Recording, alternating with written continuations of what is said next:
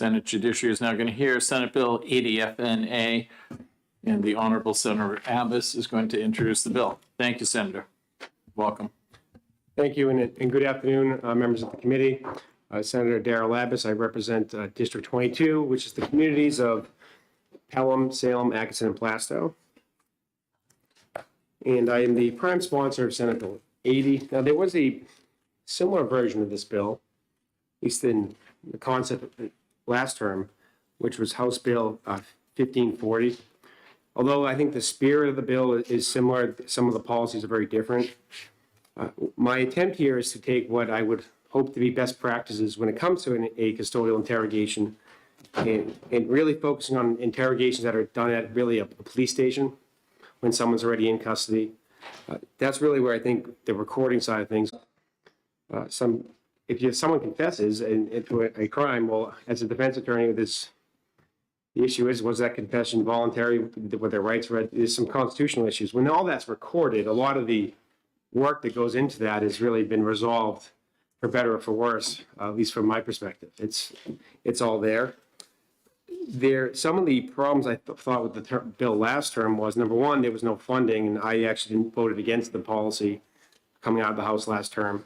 Specifically, I looked at it as a unfunded mandate as one. So there is some funding in here. I would ask some input on whether that funding is sufficient or not. We also cleaned up some of the language that it wouldn't include it as a place where you can be interrogated as a police vehicle. And another important change was it had in there that if a person made a confession or that wasn't recorded when they were giving in custody, let's say at the police station, if you then turned on the recording and got the same confession, there would be a presumption of that both confessions be excluded. Well, maybe you can make an argument for the first one that wasn't recorded, but once the recording is on, I didn't believe that was an appropriate analysis to say that now the subsequent statement should also be excluded. At least have that presumption. So the idea is to try to maybe take the best practices. A lot of police stations I know are doing this anyway, but I would value the input from any law enforcement agencies. Although I hope this is best practices, by no means does that mean that it is. I think it's important to listen to all the testimony and see if this is something that should be codified or not into law. I'm supportive of the idea of doing it, but at the same time, I do have concerns that I would not want this policy to obstruct any type of investigations going forward. One part that's important too with the funding, if the police department's already doing this and already has the recording devices, they wouldn't be eligible for that. They're already doing it. So I think it's important to know these are for the communities that don't have this up and running yet. And it's something that I think, shall just take a look at as a committee. And of course, I'll answer any questions and value any other input or any questions anyone has. Thank you, Senator. No, we're good. Thank you very much. Ellen Hanks, the commissioner, come on down. Good afternoon, Commissioner. How you doing? Good afternoon. I'm doing very well, thank you. Good. It's nice to see you.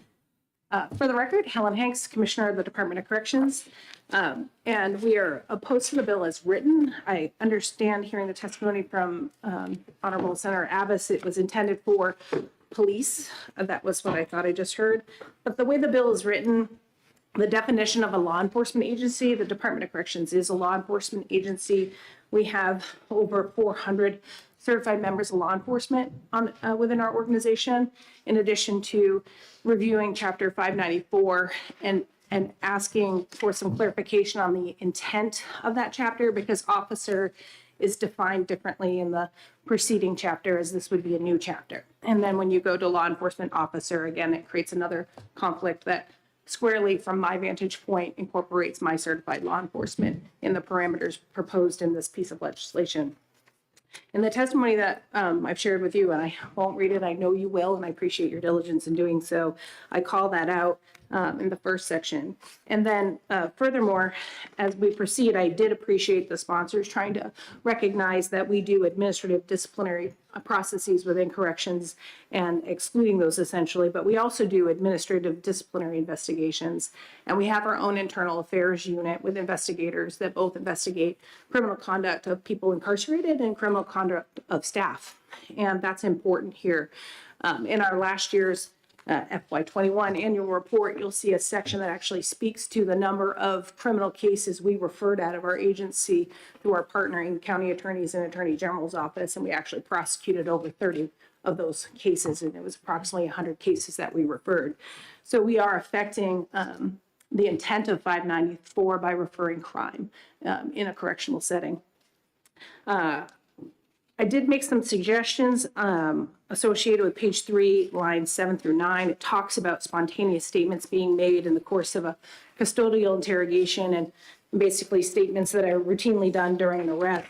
And I know the word arrest is there, but the incongruencies in definition have caused me to come here today and testify before you, and offered some suggestive inclusion that would help us manage that within our environment if it's the intent to include this type of custodial interrogation recording in a correctional environment with correctional law enforcement.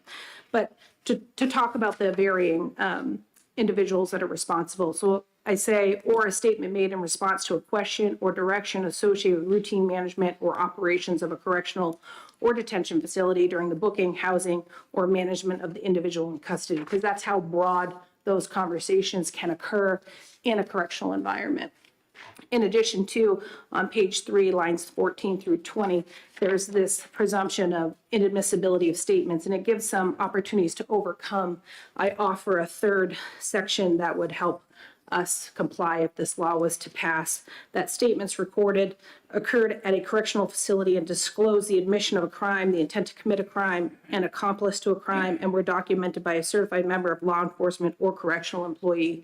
Because within a correctional environment, our licensed clinical staff actually have a different scope under the Health Insurance Portability and Accountability Act. And if someone discloses during that clinical session a crime outside of the duty to warn or duty to report, they're actually required to report that crime in a correctional environment. And I wanted to bring that to the attention of this committee. The other area I haven't dove as deeply into, and I apologize in advance, but the implications of criminal acts associated with the Prison Rape Elimination Act. And so we're investigating, when we are investigating, and we do investigate numerous allegations of sexual harassment, sexual misconduct, and rape in a correctional setting, wanting not to inhibit victims of crime, and when a perpetrator admits to that crime, to not get us to a conclusion of a sentence imposed for that crime if we do not audio record those admissions, but have them in written statements. And I think that's important. And then there's the managing of individuals on probation or parole. So when you turn to the term arrest, our probation and parole officers do have the authority to arrest within the capacity of those they're supervising. They don't have the larger arrest authority as police officers, but they certainly do for probationers and parolees, and that needs to be mapped out in any type of recorded interrogations as it's referred to in this bill. So I offer some insight into that area. So with those aforementioned concerns, we have some reservations, but we'd also recommend that if the inclusion is to include certified law enforcement in the broad scope of the bill proposed before you, that would also recommend that the Department of Justice be a more broadly neutral location to administer any grant funds, because that department is going to have some oversight, especially with the public integrity unit, the changes in 106L over county jails or state corrections, as well as the broader scope of police and law enforcement, as well as probation and parole officers. We offer that suggestion. And I do think it's important that their agencies, such as the Department of Corrections, we do have some recording equipment. It is grossly outdated, and I understand that there is an opportunity here, but it doesn't provide an opportunity for an agency who has its budget constraints to look to this grant fund to increase its technology to comply with the law, and I ask you to consider that if you continue to include corrections. So I thank you for your thoughtfulness in proposing the bill, your time in listening to my concerns. Certainly avail myself to questions today or any collaboration in trying to get to a bill that would rectify our agency's concerns. Any questions, Senator, specifically you? I think the testimony was very informative. Okay, very good. Seeing no further questions, thank you very much for your testimony. Thank you. Okay. The chair will call Jeff Strausen.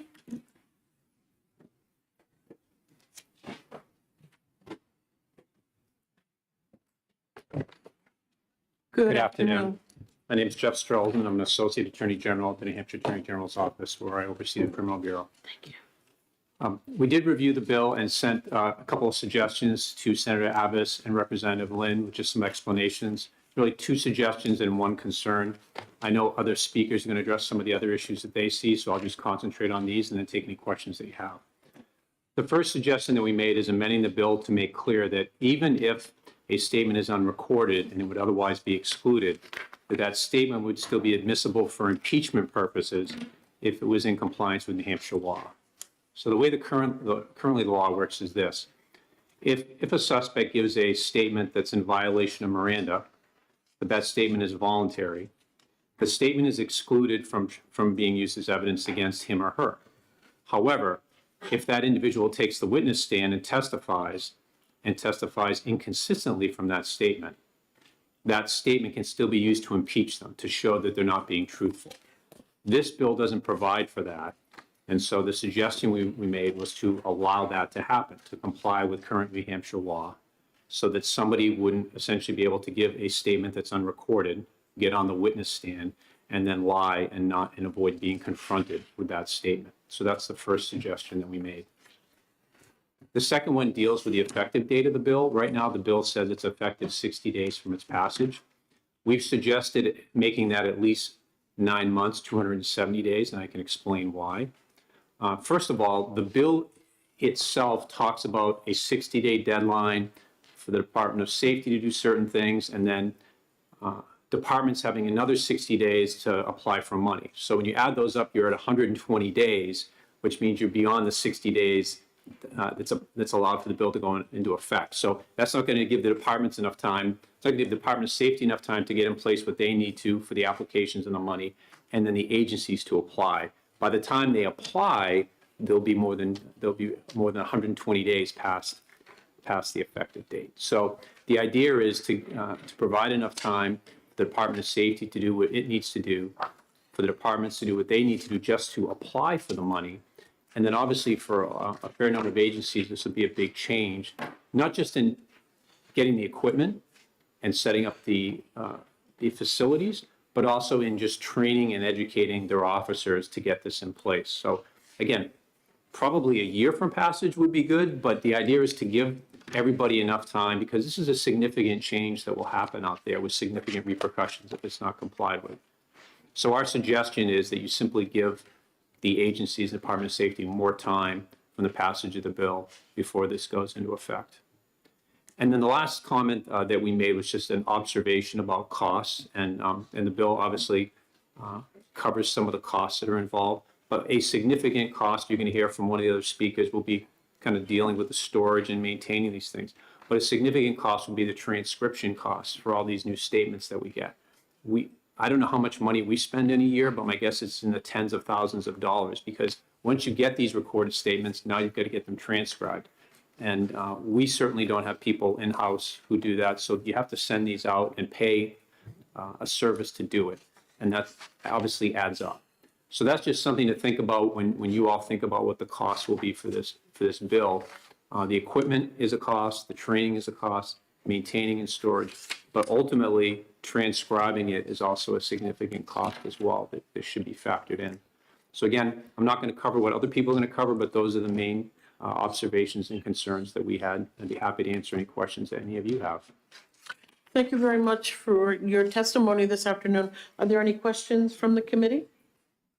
Seeing none, thank you very much. Thanks for letting me speak. I appreciate it. Okay, next we're going to call Joseph Ebert. Good afternoon. Good afternoon, members of the committee, Madam Chairwoman. My name is Joseph Ebert, E-B-E-R-T. I'm a major with the State Police. I oversee the Investigative Services Bureau, which is your state police detectives. So first, I want to thank the committee for allowing me the opportunity to speak today. Senator Abbas, I can see many of the changes that have been done in this bill, so we appreciate very much the concept that you're working toward here. Attorney Strelzman brought up a couple of the points that I was going to address, so I'll keep this brief. But I did want to bring up, at least in, let's see, page 2, line 15. where it talks about the preservation of the denial to be recorded. Again, from a layman's perspective, I would recommend maybe striking that electronic recording be preserved. On its face, you need permission to record to begin with. So if the person denies that, you shouldn't have that recording going prior to that denial. Now, you may be able to obtain a written denial at that point, but again, that's at the whim of the individual that you're talking to, whether or not they choose to sign that denial or not. So just food for thought on that topic. There appears to be a remedy for equipment that malfunctions, and I'm as an agency, we're very pleased to see that. However, I do think that there is still an issue that will arise with many of the departments throughout the state as it relates to the cost of not just the recording equipment, but as Attorney Strelzin alluded to, the storage, which seems to be incredibly expensive, but the transcription as well. These are costs, Senator Abbas, in your opening, you had mentioned having people opine on whether or not, I believe it's $50,000 is an appropriate level of funding. I'm concerned that that won't be an appropriate level of funding for all the associated costs downstream. That may very well cover the initial cost of recording devices, but the transcription and storage and such is obviously much more expensive. The bill does refer to the Department of Safety administering the funds. I didn't see an allocation of funding for somebody at Department of Safety to oversee this, and just wanted to bring that to the attention of the committee for consideration. Attorney Strelzin addressed the timeline. I think that's really important to consider the timeline should this bill go into law to take effect. Just the negotiation of contracts with outside vendors is a lengthy process, at least as many of you are aware. On the state side, it is incredibly lengthy. I think that a much longer period of time, I understand that the attorney recommended a period of time. I'm not sure exactly what that time period is, but I would certainly suggest that it needs to be significantly longer than the 60 days. And lastly, I would say, when I testified to this bill last year, I think there was some testimony prior to me that this was easily attainable, that when you walk into the room, you just ask the person for their permission, they consent, you turn on the recorder, on things go. What I would suggest to you is when you walk into the room with somebody who has committed, especially for many of the state police detectives who are sitting across from people who are alleged to have committed very, very serious crimes, it is anything but easy to get somebody to waive anything in that process. So the notion that I can just say, well, I want to record this, and that person's going to say, yep, that's fine. I'm okay with you recording this because I want it preserved too. That's not always reality. My experience has been that oftentimes people do not want to be recorded because they're concerned that they're going to be locked into a specific statement that cannot be changed at a later date, or that they're going to tell something that is not true and that's going to be proven to be not true at a later date. That's not everyone. I'm not making a generalization of every person who asserts their right to not be recorded. I'm simply saying that the notion of just walking into a room and saying to somebody, hey, I'd like to record this, and that being a congenial interaction and the person saying, sure, that's not a problem, is not typically the reality of what I've experienced. But I wanted to at least openly say our general support to the concept of the need to record that information. I just don't know that the bill is structured in a way that we can be fully supportive of it at this time. With that, I'm happy to answer any questions. Thank you very much for your testimony. Are there any questions from the committee? I have a few questions. Yes, ma'am. Because I remember this bill from last year. It was my understanding that when these interrogations are recorded, it's a protection for not only the person who is being interrogated, but it's also a protection for the police who are conducting the interrogations.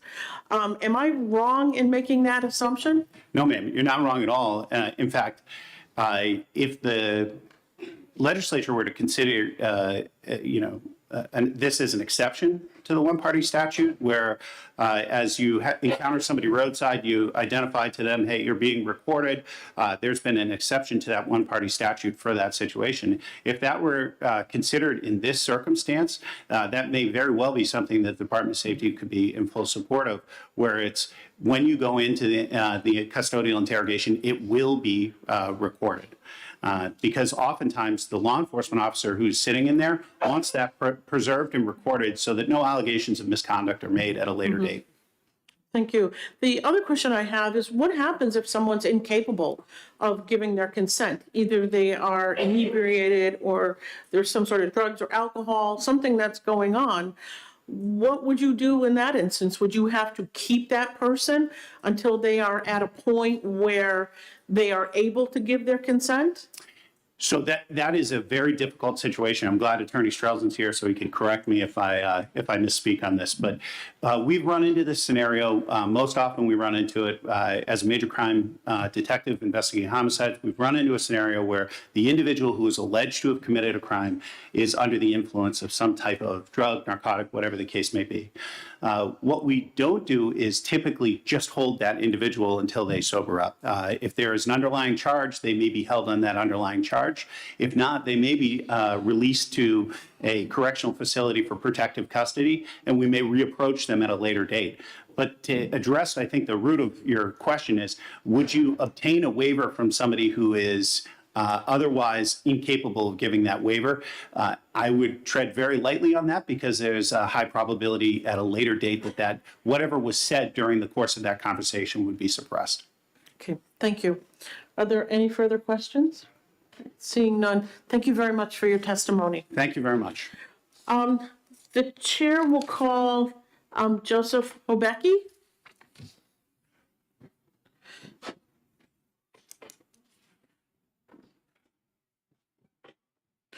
Good afternoon, Chief. Good. Madam Chair, members of the committee, my name is Joseph Kovecki. I'm the Chief of Police in Hollis. And If it's on, if you press the red button. There you go. again, my name is Joseph Hobecki. I'm the Chief of Police in Hollis and the immediate past president of the New Hampshire Association of Chiefs of Police. Had the opportunity to review the bill, had a stakeholder meeting with some representatives from the Innocence Project. I think we worked hard to provide some input to the folks who crafted the language of this bill. And I know this bill was heard last year. For us, in terms of law enforcement, it comes down to practicality. And so recording of custodial interrogations oftentimes is dependent upon certain factors. And you may not always have the opportunity to do that. So in effect, our concern is that it presents this presumed inadmissibility when certain things are beyond our control, such as an agency maybe can't afford the equipment, or there's technology issues, and I know there's some language within the bill that refers to maintenance and issues with maintenance and things like that. Frankly, I have a lot of concerns. I know members of the association do as well.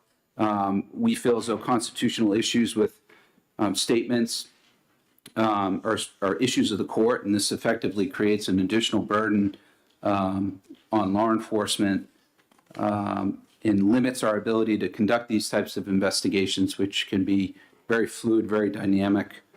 I would also offer, I think the fiscal note, and I know the senator mentioned it, is wholly inaccurate. This equipment is extremely expensive. And I'll use the example of Hollis. We have body cameras, we have cruiser cameras.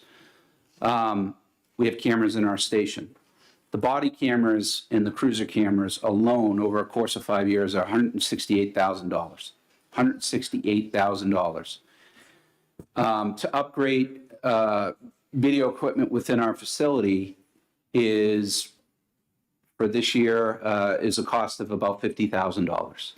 I'm not saying that would cost all agencies throughout the state $50,000 to equip their facilities with recording. But for example, within our facility, our booking area, there's audio recording in the booking area. There isn't, there's video recording in the booking area, but not necessarily audio recording in the booking area. It's a fixed location. If a person is providing statements, in fact, to officers, they're in custody, the presumption is those will be inadmissible. And that's of great concern to us as an association. So I ask you to consider this bill, the ramifications of the language contained within, and I'd be happy to answer any questions you might have. Thank you very much, Chief Hobecki. Are there any questions from the committee? Chief, I had asked the previous speaker, I will ask you as well. It's my understanding that when an interrogation is recorded, it not only protects the individual, but it protects the police officer as well. That's correct. Am I ma'am. correct? Yes. Okay, Yes. thank you. Okay, the chair will call Jonathan Cowell.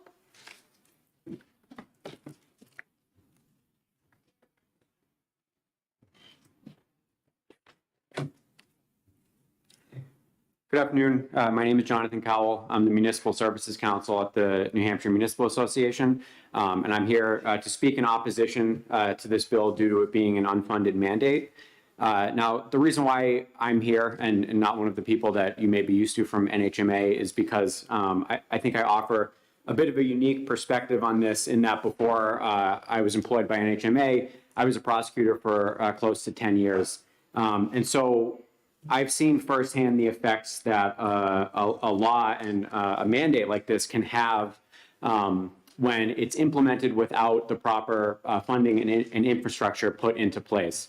I've been in the horrible position of having to tell a victim of a terrible crime that maybe the most important evidence in her case is inadmissible, not because of some bad act on behalf of law enforcement, but because of an infrastructure failure, because of a discovery failure where the prosecutor's office or the police department overlooked some piece of evidence due to it being new technology or there not being the proper procedures put in place. And that's a risk that I see with this particular bill if it is implemented into law without the proper funding and procedures being laid out beforehand, so that we know that the infrastructure is going to be in place before this becomes a mandate on law enforcement and prosecutors.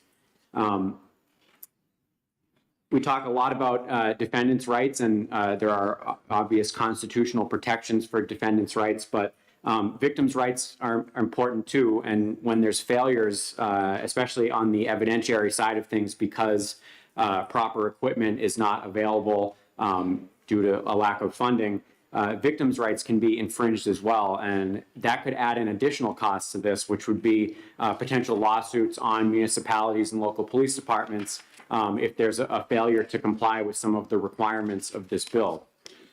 We've heard a lot about what funding is needed for camera equipments and things on the recording and storage side for law enforcement.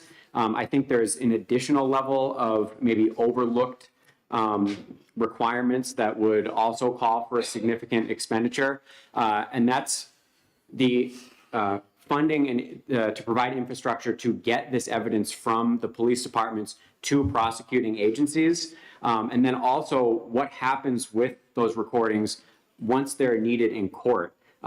Keeping in mind, custodial interrogation is usually the part of an investigation where you get the most compelling evidence. That video file needs to be stored, as we heard. It then needs to have a way to be transferred to the prosecuting entity. It then needs to have a way to be played in court during a trial. There's a lot of other things that happen along the way, including needs for that video footage to be edited or redacted in certain circumstances. That all requires software programs and proper camera equipment to produce high quality audio and video so that this compelling evidence can be as compelling as it needs to be, especially during the course of a criminal trial. And so for those reasons, I won't go into some of the other stuff that's already been mentioned from the law enforcement side of things, but I do think that this is a bill that has good intentions, but absolutely is going to need more than the $50,000 that's been mentioned in it. And I think that there's different layers of funding that need to be considered before the provisions of this bill take effect. Just one more thing I'd like to point out. 594-A:4 in this piece of legislation is the part that makes it presumed inadmissible. And to that extent, I would just point out that while there's language in here that provide exceptions to that in the event of a failure of technology or something like that, there's no exception if there's a failure to produce this evidence. And that's sort of what I mean when I go back to this concept of there needs to be procedures and infrastructure in place to make sure that these recordings, which are going to become evidence in criminal trials, are able to be adequately provided to prosecuting entities. And there's a financial aspect to that I think hasn't been totally taken into account. So with that, thank you for your time, and I'm happy to take any questions. Thank you very much for your testimony. Are there any questions from the committee? I have, I think I'm going to ask two questions. The first is, you had talked about the New Hampshire Association of Counties, talk about increasing county expenditures, but you also have the Municipal Association talking about municipal police departments. Has anyone talked to the county sheriffs? Because they would also, they also do this kind of work. And I'm not sure if the New Hampshire Association of Counties, are they addressing the expenditures for the county sheriff's department? I don't have that information from the county side of things. I apologize. I know from the New Hampshire Municipal Association's perspective, these requirements are intertwined in that, the funding needs to be provided at each level so that we don't end up in a situation where municipalities are being the ones held responsible. In my experience, when there's a failure on at sort of any stage down the line, it comes back to the investigating entity, which in most cases is a local police department. And so to that extent, the funding comes into play with producing the proper equipment and the potential for additional liability on the police department side. I don't know if the counties have been involved in this or what position the sheriff's department would take. Thank you. The other question relates to the actual taping. One of the things that's happened over the past few years, and you said you come from a prosecutorial background, is that we have equipped police with body cameras, and you've got dashboard cameras, so they can record interactions between the police and an individual. And now this bill says, wait a minute, we're not going to do that. We're going to give the person who's being accused of something the ability to opt out. But I don't see anything in here that gives a police officer any opportunity to opt out of being audio taped. Do you think that this is something we should start considering? Because these are individuals, they're doing their job. We have the expectation that they are going to do their job. And what if they decide, look, I don't want to be audio taped. I don't want to be videotaped. Should there be a provision somewhere in law? Should we start thinking about that? Because if this person is allowed to say, sorry, I don't want anybody videotaping me, I don't want anybody audio taping me, shouldn't we extend that to the police as well?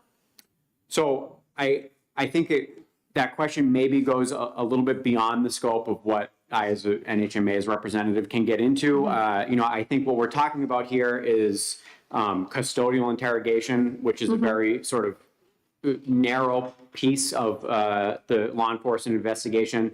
To the extent that law enforcement will be able to opt out of being recorded during custodial interrogation, similarly to how a defendant could, I think maybe in conflict with some of the constitutional rights that defendants have, as opposed to what rights law enforcement might have during that particular piece of the investigation. So I think that's the most I could add to that point.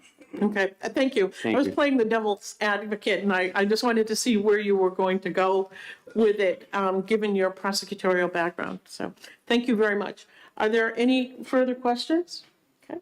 Seeing none, thank you very much. Oh, you have a question, Senator Abbas. And thank you for your testimony. Thank you, Madam Chair, for letting me ask the question. Only question I have is, have you ever seen, as a prosecutor, any time a custodial interrogation, by it being recorded, may have obstructed the investigation or the interrogation, for that matter? I have, and I'm glad you asked. I do have, so I have one example. So obviously, when you have a recording, audio and video, that's the best evidence. That's and there's something called the best evidence rule, which is when you have that evidence available, that's the evidence that generally needs to be relied upon. And depending on the judge that you have and how the ruling comes out, there have been instances where that recording is all that is allowed to be provided during trial to a jury, even though there may have been a law enforcement officer involved in the questioning or investigation. And so one of the things that I brought up was the ability on the funding side of things to be able to play these recordings adequately in court. I've personally experienced a situation, and it's not exactly analogous to this, but where there was an audio recording that was of such poor quality when played out loud in court that it was very difficult to understand what was being said. In that instance, the ruling that actually unfolded, even though there was a law enforcement officer who was involved in transcribing or listening to those recordings, the judge didn't allow testimony from an officer because we had the recordings themselves. And the ruling was that the jury should come to their own conclusion as to what was being said. Now, in my experience, as the prosecutor, I had the time to listen to those recordings maybe 30, 40 times. I don't think a jury did that. And so there may have been some important pieces of that conversation that were missed. And because we had the best evidence, because we had that recording, although it was poor quality, the officer wasn't allowed to testify to certain things that, as a prosecutor, I thought would have been beneficial to the case. And so it's not a common issue, but it is something I think that needs to be kept in mind when we're talking about outfitting local police departments with the proper technology and not just a cell phone that can be put on the table and you hit record, but high quality, good camera recording equipment that's going to produce the best evidence for, as the state police department mentioned, some of these cases are very, very serious. We're talking about sex assault cases or homicides. The results could be catastrophic if those video recordings aren't of the high quality that's needed and expected by juries in 2023. Thank you. I have one last question. It's my understanding that if you have someone in custody, they've already been read their rights, they know what they are, and if they get into an interrogation and they say, I want my lawyer, everything stops. That all interrogation stops, all videotaping stops. So why do we need this? So that's correct that there is, as soon as a defendant enacts their right to counsel, that questioning is required to stop. I suppose that, again, to an extent, there might be aspects of this legislation that are addressing an issue that doesn't necessarily exist just yet. I think, again, I want to stick to sort of my role that I'm playing today for NHMA, which is talking about the funding aspect of this. So I could get into some more aspects of that, but I guess just to briefly address your example, there were statements before that maybe would, before a defendant enacted their right to counsel, that would benefit from being recorded in some instances, which is why there's aspects of this bill that I think the police department, state police, Chief Obecki have addressed. There's good intentions here, and we have the framework of something that would provide a good piece of legislation for New Hampshire, but there are just several aspects that still need to be addressed, which is why NHMA is opposing at this point based on the funding issue. Okay, thank you. Are there any further questions? Senator Abbas. Thank you, Madam Chair, and thank you again for taking my question. I know there's some concerns about local law enforcement agencies who don't have the resources, therefore not complying with this, maybe perhaps getting the brunt of some backlash over that when in that case amount to an unfunded mandate. I would agree.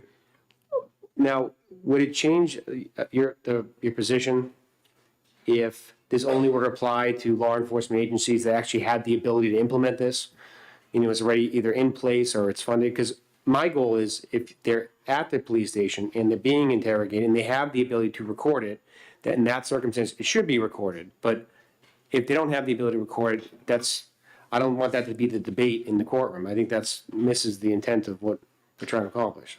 I think that's an important distinction that could be looked into. There, as you pointed out, as some of the other individuals who spoke have pointed out, there are law enforcement agencies right now, many of them that are already doing this and doing it well. And when we're talking about some of the bigger agencies that have the ability, who have already put this infrastructure in place and have already sort of teased it out through, a few years now of going through this process.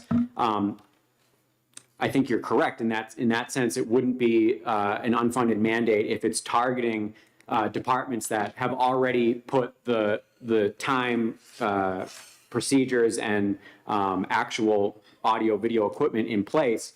There's much less of an expense on their end. But as the bill's written right now, we have a presumption of inadmissibility for in custodial interrogation that doesn't get recorded for a number of reasons that will apply to all law enforcement. And I think as it stands, that's an issue. Okay. Thank you. Any further questions? Okay, seeing none, thank you very much. Thank you very much for your time. Okay, I have Cynthia, it looks like Mousseau, as well as Lori Roberts, that are both from the Innocent Project. Would you both like to come up together?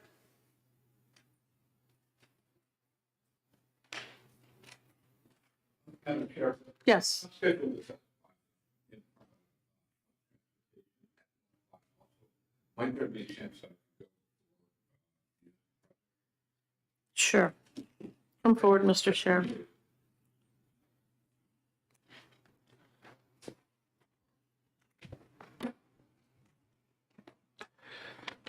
Thank you, Madam Chair, members of the committee. My name is Buzz Scher, sometimes known as Albert. I'm a law professor at UNH Law, and I've been teaching there for 29 years, was a public defender for 13 years before that. I'm also an elected member of the Portsmouth Police Commission. What I'm saying today are my own opinions. They're not the opinions of either UNH Law, or the Portsmouth Police Commission. If it were the case that the police had never to date been recording custodial interrogations, and none of them had recording equipment, then the financial concerns that have been raised by prior witnesses would be very substantial. In fact, interrogations have been recorded by the majority of police department for some time. They have had no problem getting those to opposing counsel, storing them, and getting them to the prosecutors in the case. What happens as a practical matter, a recording is made, and the county attorney, the recording is sent to the county attorney's office, and they send it by email to defense counsel. There's this amazing infrastructure that was being talked about that is needed, that doesn't exist. It's just not the case. That infrastructure is already there. Even more importantly, they don't need sophisticated, state-of-the-art video equipment to abide by this statute. This statute says audio or video recording. It does not say both. Virtually every police department in this state has audio recording equipment. And that is why we put the amount at $50,000, because we want to make sure that every police department has at least audio equipment. Audio, and to buy a simple tape recorder that will produce quality recordings of a custodial interrogation will cost the department $20 to $50. At most. To buy a video camera and a tripod, it will cost them less than $200.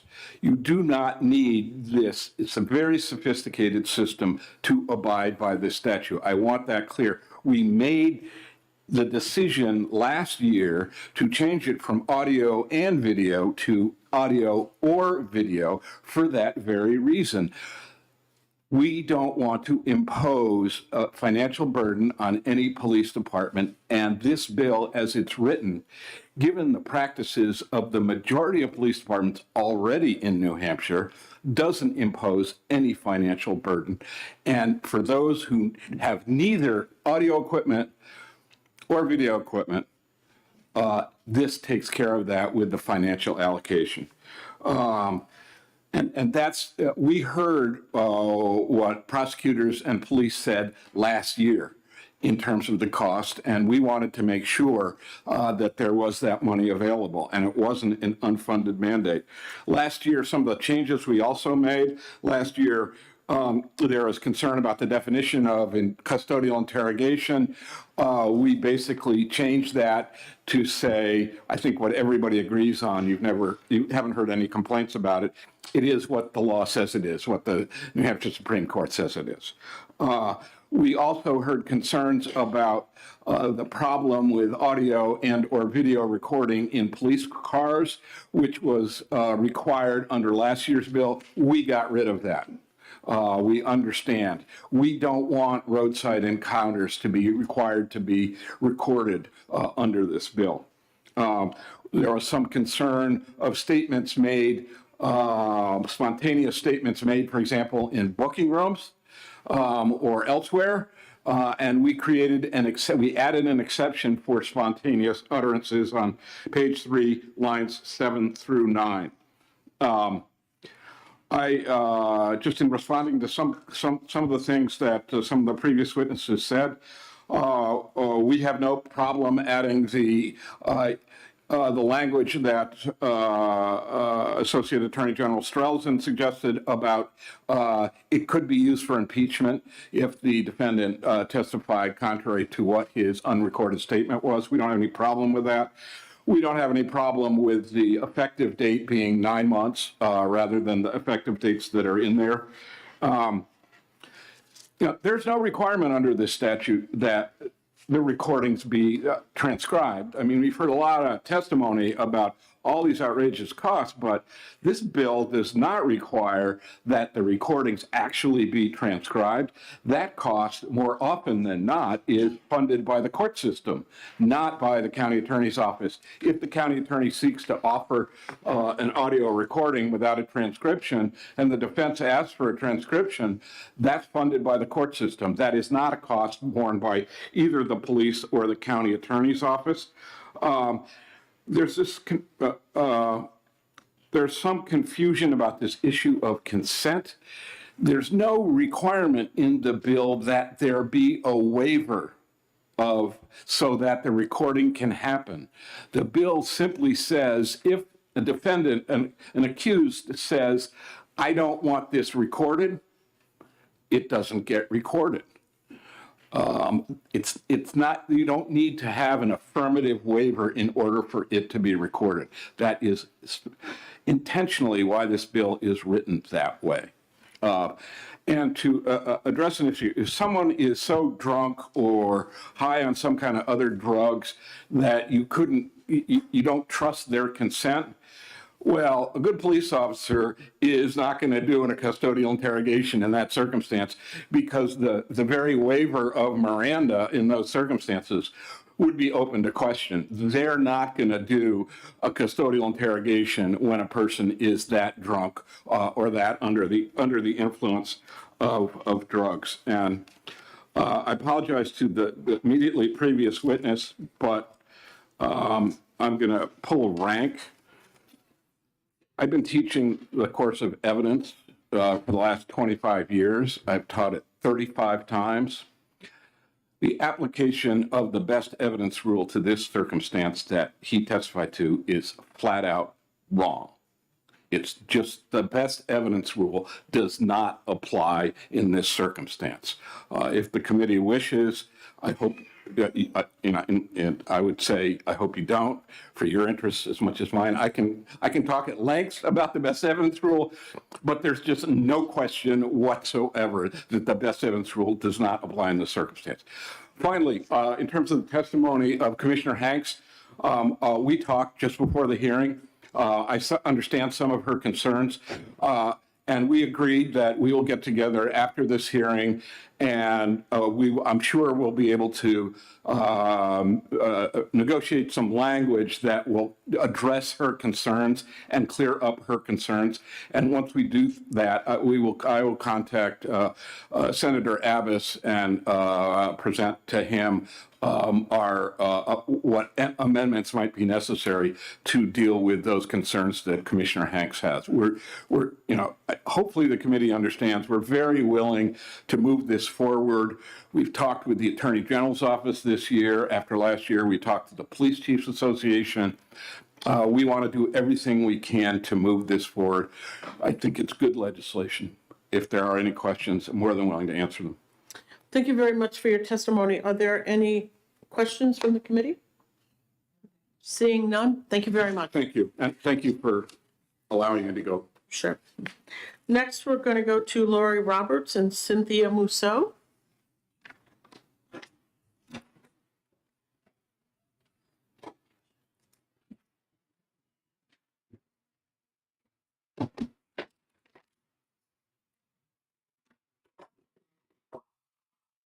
Good afternoon. If you could both identify yourself for the record. Good afternoon.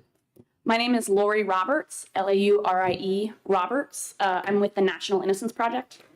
And I'm Cynthia Mousseau. I'm from the New England Innocence Project. It's MOUSSEAU. Thank you so much for your time. Thank you, Senator Abbas, for bringing forward this important legislation. As I said, I'm with the National Innocence Project, and we strongly support this legislation. I'm going to be submitting written testimony. I apologize that I don't have it on hand right now, but that will go into more detail about the phenomenon of false confessions, how often it happens, and how recording interrogations is a really easy way to prevent the horror of a wrongful conviction, as well as the enormous cost once that wrongful conviction is discovered. I'd like to spend my time today responding to some of the concerns we've heard from other folks, as well as just talking about the experiences that we know about in the 30 states, as well as the District of Columbia and the federal government that law enforcement has experienced in all of the places where this is already law. So, as I said, this is practice in many parts of the country, and so because of that, many of the concerns that you've heard today have been raised and addressed in many other states. And so we have answers and we have data to a lot of these concerns. So for example, the concern around transcription costs. The Innocence Project did a survey of more than 100 departments ranging from 3 officers to 300 officers in Wisconsin and Massachusetts, rural, urban, in between. And in our study, we found that more than 70% of respondents said they do not transcribe interviews. And those that did report transcribing interviews said it was done on a case-by-case basis. So there really is not an ongoing transcription cost that we have found in states where this becomes law. And similarly for storage and maintenance, the majority of agencies that we surveyed say they use DVDs or computer servers. And most agencies report, and this is over 60% of agencies report no maintenance costs at all. And for those that did have to pay for maintenance, the cost ranged from $100 to $2,000. So, not nothing, but certainly not overly burdensome, we don't believe. And I also think it's important when we're talking about costs to discuss the ways that this legislation and policy creates cost savings. So for example, and we know this again from the many places where this is already law, we have seen numerous savings in the form of fewer pretrial motions to suppress statements and confessions, which results in reduced court time for officers, an increased number of guilty pleas, and a faster rate of adjudicating those guilty pleas, fewer hours spent reviewing and piecing together notes from interviews, and reductions in lawsuits stemming from frivolous claims of misconduct against officers. And one of a chief from Massachusetts has noted that recording these interviews has nearly eliminated the need for officers to testify in suppression hearings ever. In fact, I have a great quote from a department in Bozeman. Wait, nope. Let me get the right department for you. Sorry, I have lots of quotes. Yes, from El Dorado County in California, the California Sheriff's Office. They said a motion to suppress is a swearing match between the suspect's word and the officer's word. Now we play the tape and the judge says, it's right there, motion denied. So this has really been a universal experience, that basically the elimination of suppression hearings. Another thing that we heard from other folks who've testified is this concern around refusing recording. We actually have data on that too. The International Association of Chiefs of Police and the National Law Enforcement Policy Center did a pretty enormous study on the pros and cons of recording, including whether or not suspects will speak freely when they are told that they are being recorded. And the conclusion, and this is a direct quote, is there is little conclusive evidence to show that the use of videotape has any significant effect on the willingness of a suspect to talk.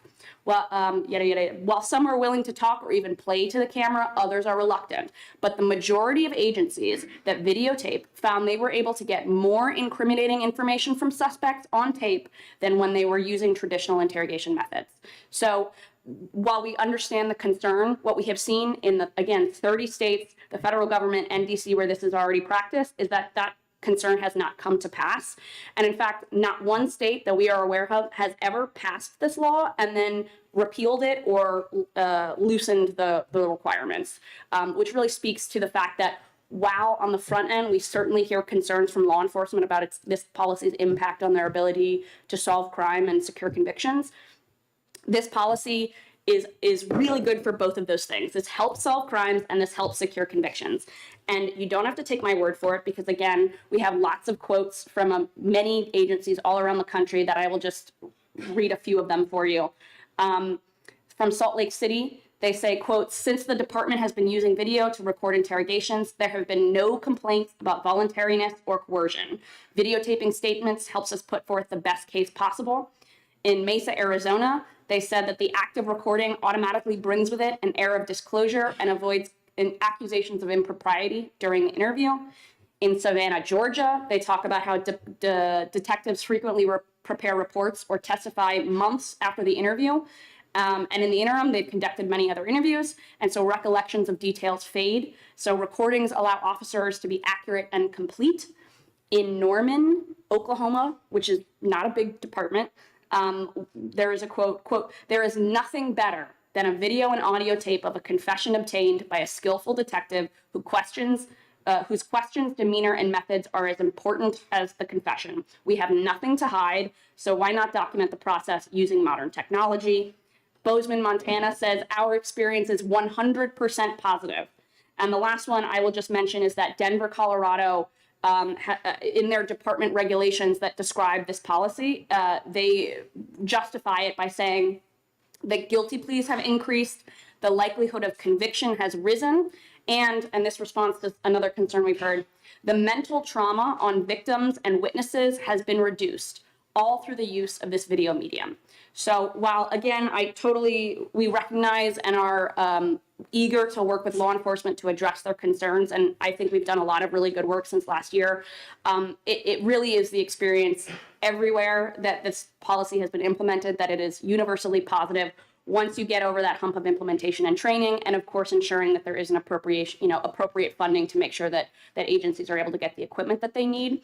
And so I will also just point you all to the written testimony that I passed out from Dave Thompson, who is a leading trainer with Wicklander-Zulawski, which is one of the largest police training organizations in the country. They've trained over 200,000 officers around the country, and as well as 34 of the 50 largest departments. Dave was actually planning on testifying today, but he had to go to a conference in Vegas. So I personally think Concord is better than Vegas, but I understand that opinions may differ there. But what I think is important to say there is that Wicklander-Zulawski has been training on this method since 1982. And it is a ubiquitous part of their training because as they say in their testimony, and they say anytime anybody asks, this policy helps solve crime. So I'm happy to answer any questions, particularly relating to the national landscape and experiences in other states where this has become law, and also intend to submit further written testimony around false confessions, wrongful convictions, and why this policy is important for those things. Thank you. Thank you very much for this one. So I'm Cynthia Musso. I'm a staff attorney currently in the New England Innocence Project, which is the only post-conviction organization that's looking in New Hampshire as a full-time job for innocence cases within this state at all. We cover all 6 New England states. Prior to joining NEAP, I was a public defender in Manchester in New Hampshire, and before that I was a public defender in Massachusetts. So when I speak to this committee, I speak both from my experience as a post-conviction innocence litigator and as a public defender. And what I can tell you is, although we've heard so much about the costs to law enforcement and the different aspects that this may cost or have impacts on victims or prosecution, this has massive life-altering impacts on people that are accused and convicted of crimes that they didn't commit. So Lori referred to some discussion about the numbers, and I want to point out the numbers just because they're so important. If we consider cases where DNA evidence was exculpatory, there have been 375 exonerations since 1989, and in 29% of those, there was a false confession. It's almost a third. That's astounding. 1 out of 3 in these DNA cases. And although you would think that you wouldn't falsely confess to a crime, it happens all the time. We heard an example today about how a confession was prevented through some mechanism at the court. I'd like to tell you about an example where it was admitted and it was a false confession, and our clients sat for 35 years in prison for murders that they didn't commit. Our client was Gary Sifazari, and his brother was Michael. Michael was severely mentally ill, showed up to a police station, made a number of statements to the police before and after he was read his rights, none of which were recorded, during which Michael confessed to murdering his aunt along with his brother Gary. The police had never suspected Michael and in fact had another suspect at the time, but when Michael gave his confession, that evidence was so powerful to the police that they stopped investigating all the other leads in the case, focused solely on Michael and Gary, arrested, convicted, charged them all the way through. What we learned from DNA testing in this case was that, in fact, that first suspect that the police had was the person that had committed the murder in this case and had gone on to commit additional murders while he was released when he could have been imprisoned from being arrested originally. But because they decided to pursue Gary and Michael on the basis of this false confession, he was released and committed other crimes. If these confessions had been recorded, none of which were recorded, not one of the discussions that Michael gave to police was recorded. If these things had been recorded, there had been an opportunity for those confessions to be seriously considered by the court, for people to understand the circumstances, for people to see firsthand Michael's state, Gary's state, and all of the different factors that would go into considering, is this something that we should believe or is this something that we should not believe? In New Hampshire, there have not been any false confession exonerations to date, although we are litigating some of those at this time. Although we would like to believe that New Hampshire's flawless, certainly that's not the case. However, one thing that I can tell you about New Hampshire from my practice here is that the police do record most interrogations in this state. I practice in Manchester. That's one of the, if not the largest police department in this state. They record, as far as I know, the majority of the interrogations that they conduct. And I don't know of any police department that doesn't conduct interrogations. In addition, as Buzz pointed out, there is the ability to do this on an audio. Every police officer I've ever spoken to has a police-issued cell phone.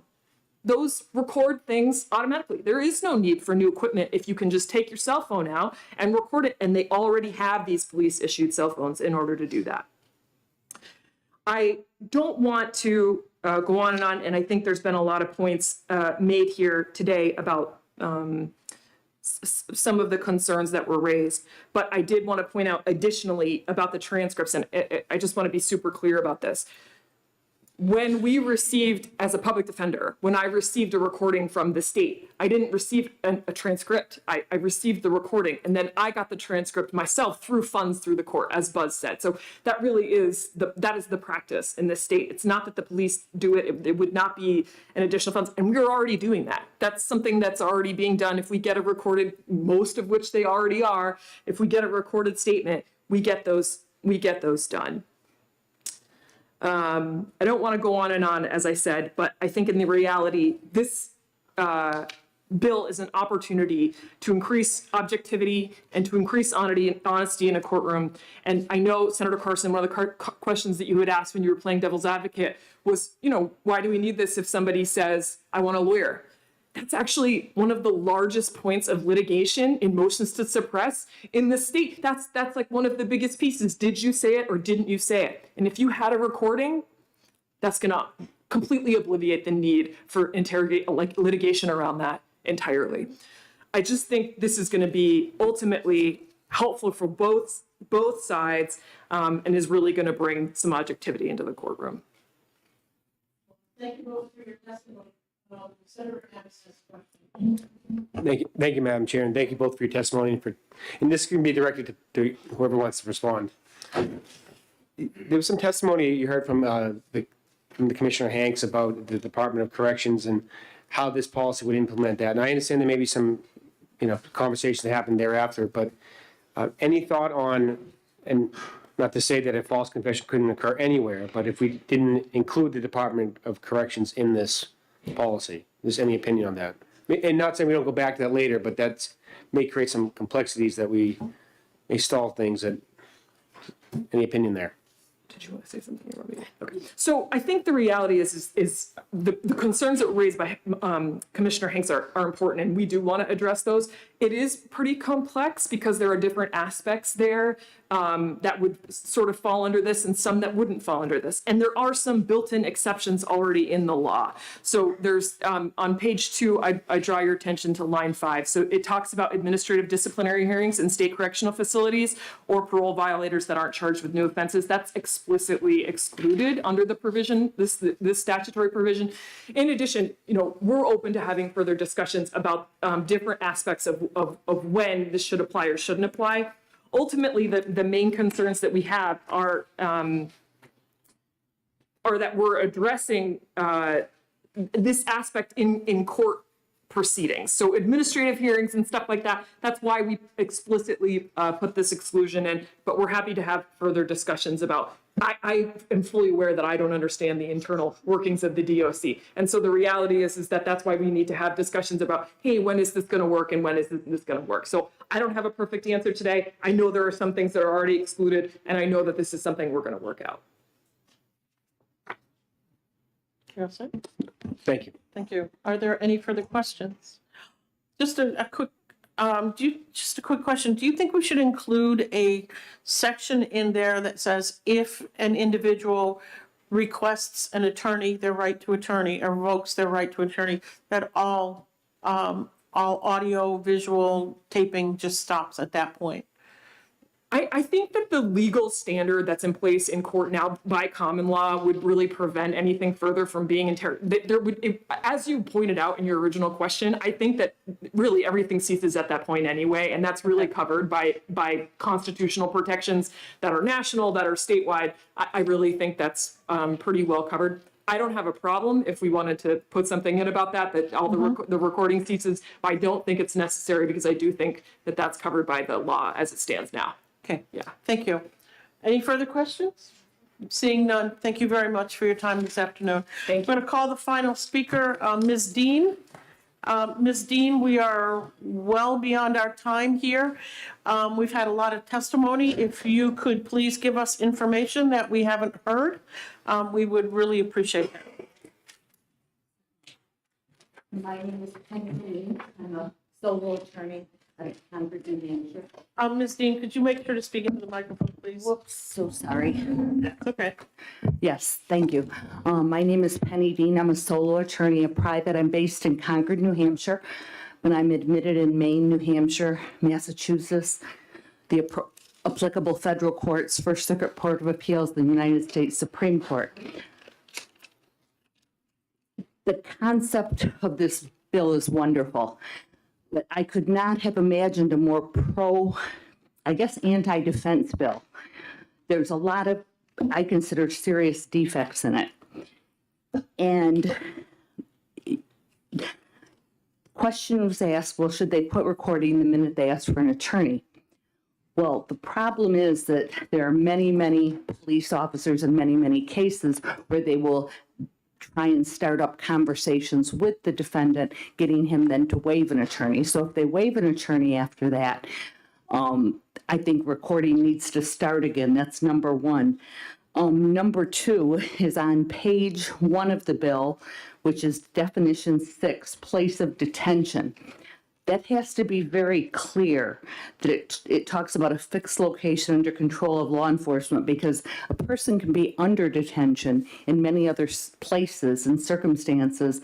And I believe that Miranda should apply in other protections. And so what we don't want to do, and I think the courts would still institute constitutional protections, but I want to be really clear here that we don't want people giving up more rights as a result of this. I see there being problems. Next is, you talk about the cost of this. Of course, there's always going to be costs, but how much is freedom worth? It'd be cheaper if we got rid of jury trials, save some money too. But I think constitutional protections are important.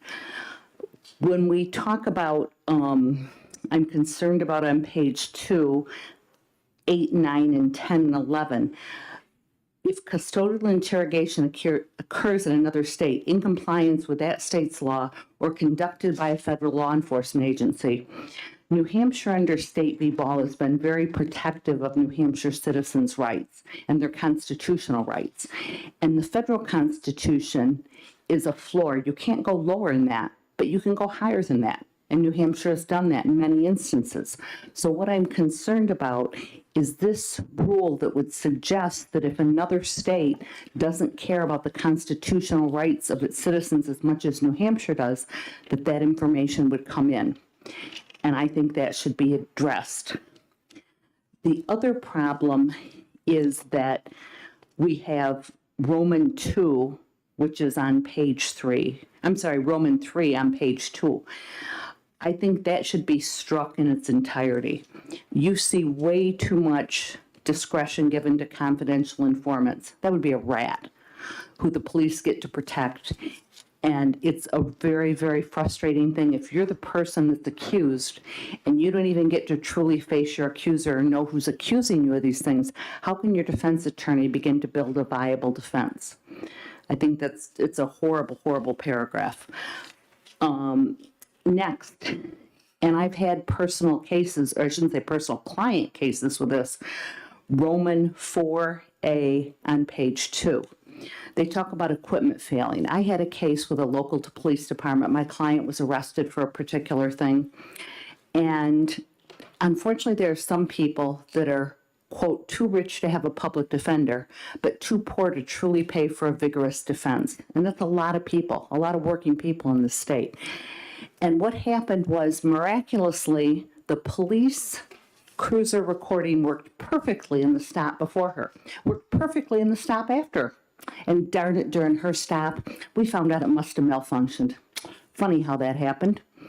But here was even worse, and you have to remember that we don't elect judges in this state. And unlike representatives and senators who are accountable to the voters, judges are not. Unless they commit horrible criminal acts and certain acts of malfeasance, they're there for many, many years. And so I asked for the repair history of that particular unit. Tough luck, don't have to produce it. And so the question is, I think any reasonable person would find that situation very strange.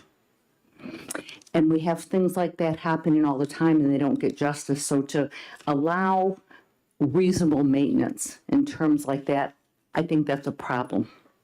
I think that there has to be stronger standards there. The same way in Roman 4B, technical problem in the recording equipment. I think all of these are wiggle room extraordinaire. So if you think about the most anti-defendant police department that could put something like this together, I see their fingerprints all over this. I think this is a wonderful concept, but it's not really going to get the protections we want. On page 3, talk about if electronic recording, line 3, if electronic recording equipment is not feasible. I can't imagine any officer in this state that doesn't carry a cell phone. There might be one. Many departments provide for cell phones, so I find it hard to believe that electronic recording equipment wouldn't be feasible.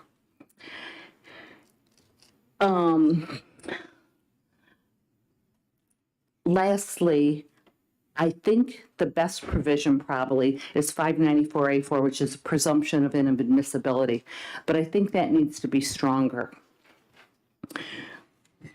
If the protections are not added that I'm suggesting regarding all the wiggle room regarding equipment malfunction and all sorts of other things, then I think you have to look at this and say, if there's no punishment, then, or if there's no exclusion, what keeps them from bad behavior?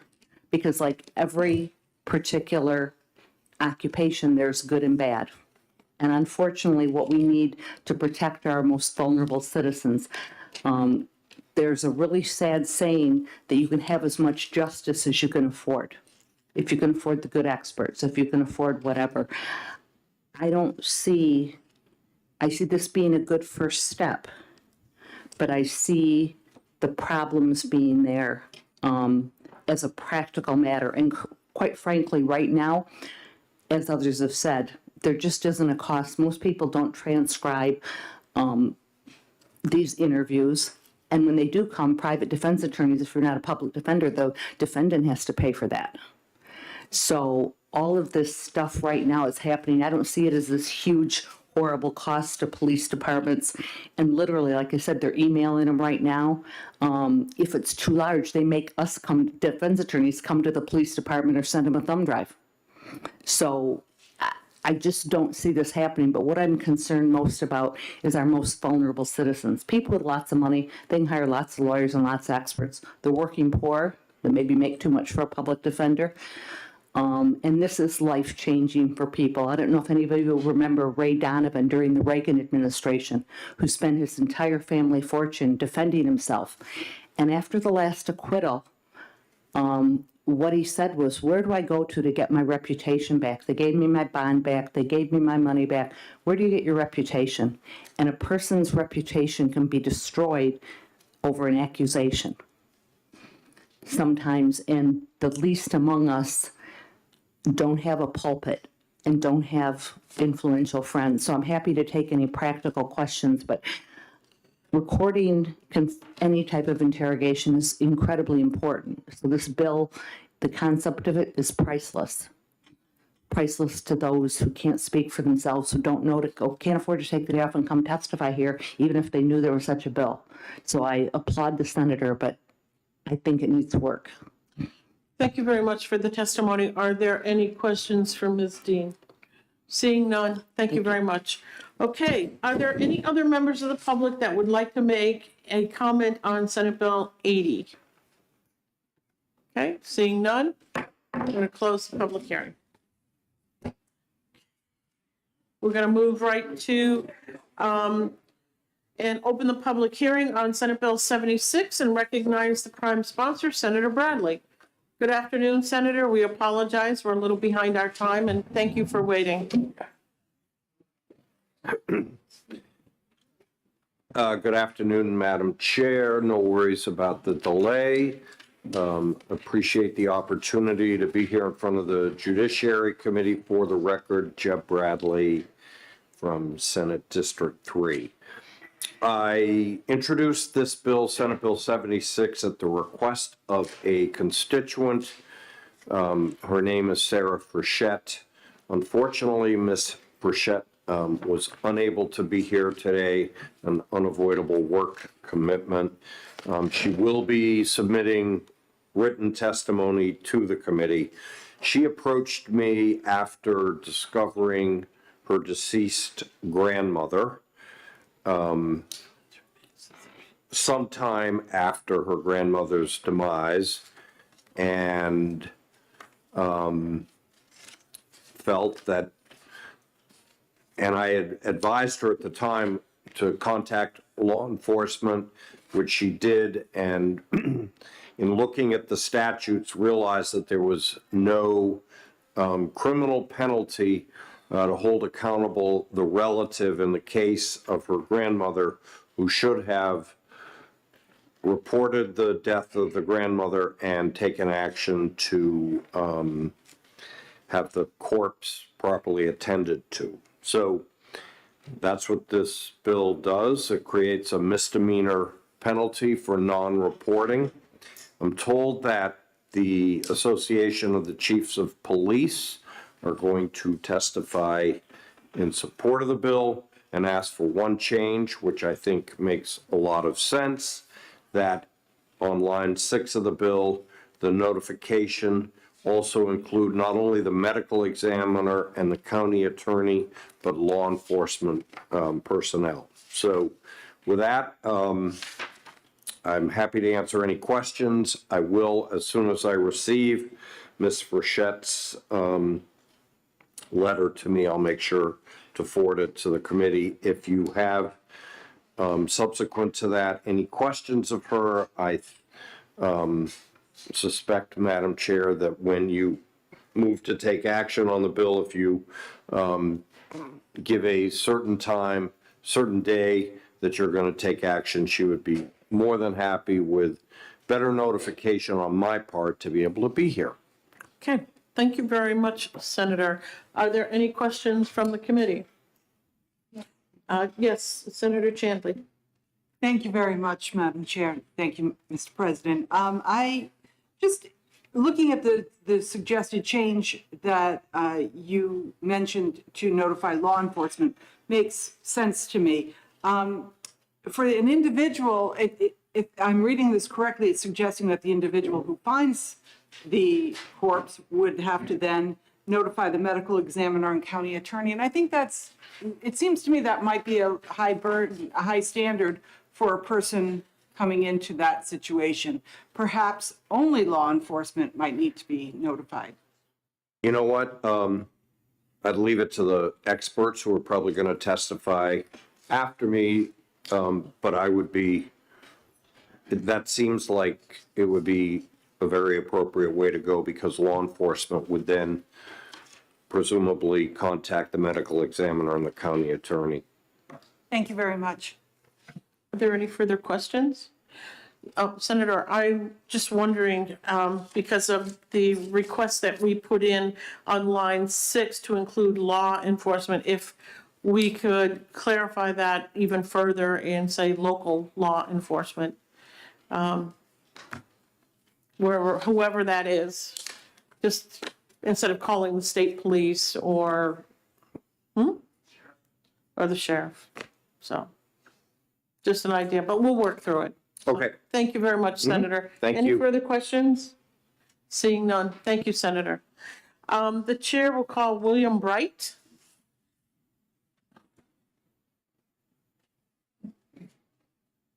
Thank you, Commissioner, for hearing the testimony. My name is Bill Bright. I am a captain with the New Hampshire State Police.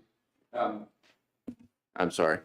I'm a captain with the New Hampshire State Police, and we're here. We're not taking a position on this bill, but exactly what Senator Bradley said was a suggestion that I was going to make, in that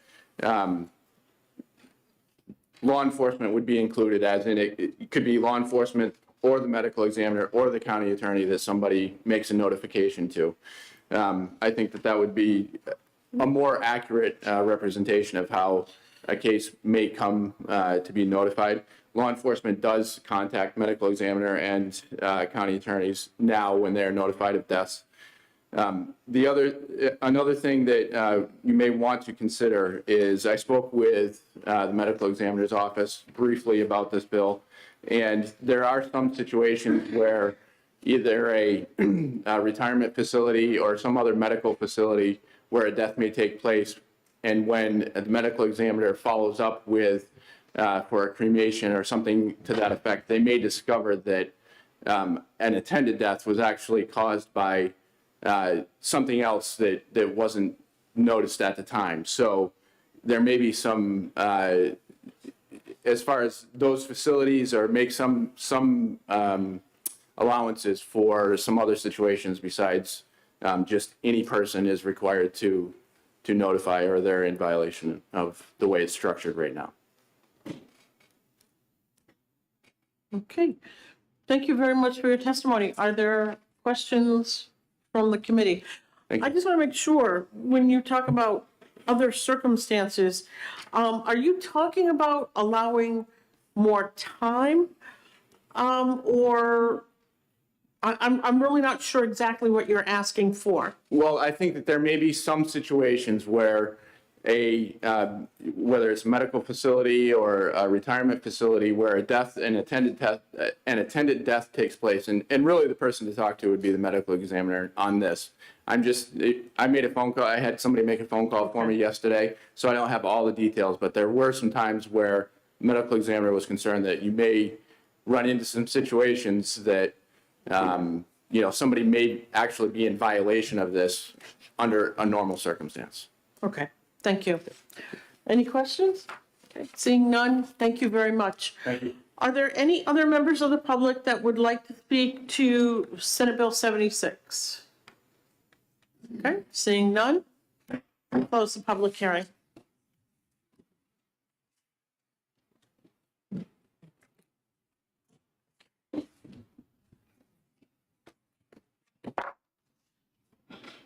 Okay, just waiting for the sheet.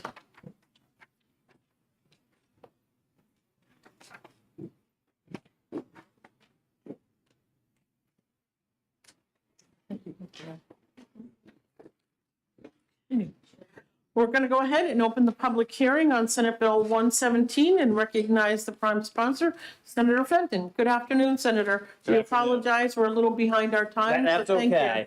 you. Thank you for waiting. I have young kids, so I'm rarely on time. Thank you, Madam Chair and members of the committee. I am Senator Donovan Fenton. I represent District 10, which is Cheshire County and parts of Hillsborough. I'm here today to talk to you about Senate Bill 117. This bill would raise the age of our Safe Storage Act from the age of 16 to 18, and that's it. The current statute that concerns the negligent storage of a firearm states that anyone who leaves or stores a loaded firearm and has the knowledge that a child may gain possession of said firearm will be found in violation of this statute. I want you to tune into that word, child. The definition of a child, according to New Hampshire state law, is any person who has not reached their 18th birthday. This bill is simply closing a loophole to help prevent any child from accessing their parents' weapons. This bill doesn't interfere with hunting. It only deals with if the firearm was used in a reckless or threatening manner, used during the commission of any misdemeanor or felony, or negligently or recklessly discharged. At a time where we are hearing about more and more children accessing their parents' weapons and either causing injury or even death, it's up to us as parents and legislators to prevent those things from happening. This bill is a step in the right direction. Thank you for your time, and I'll take any questions. Thank you very much, Senator. We appreciate your testimony here. Are there any questions from the committee? Seeing none, thank you. Thank you, guys. I'm just going to ask Matthew, our aide, we have testimony, written testimony here, but do you know who gave us this testimony? Because there's no name on it. I'm just curious.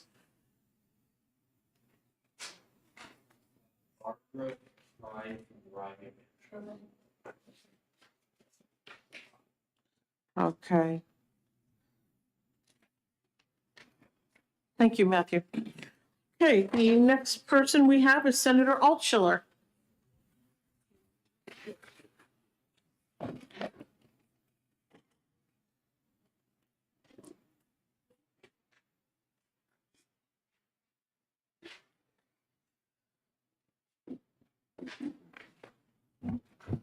Thank you, Madam Chair, and thank you to the committee for hearing my testimony. My name is Senator Deborah Altshuler, representing the Seacoast communities of District 24.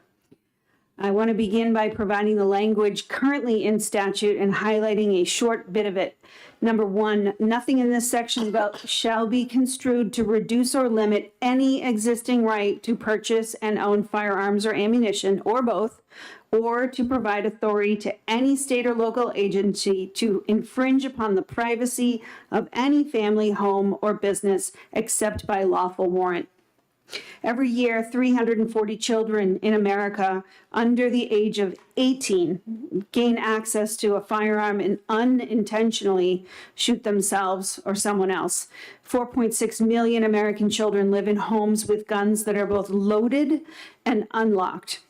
In 2020, gun sales surged 64%.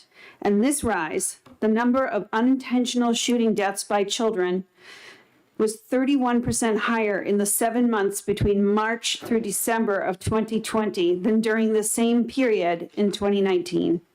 And 2021 is on target to have been recorded exceeding even that dispiriting high, with the highest number of January to June incidents of the past 7 years. We have an opportunity to make a change that moves us forward in recognizing that secure firearm storage is an essential part of home safety and a priority for New Hampshire. I urge the committee to recommend Senate Bill 117 ought to pass. Thank you. Thank you very much for your testimony, Senator. Are there any questions from the committee? Senator Gannon.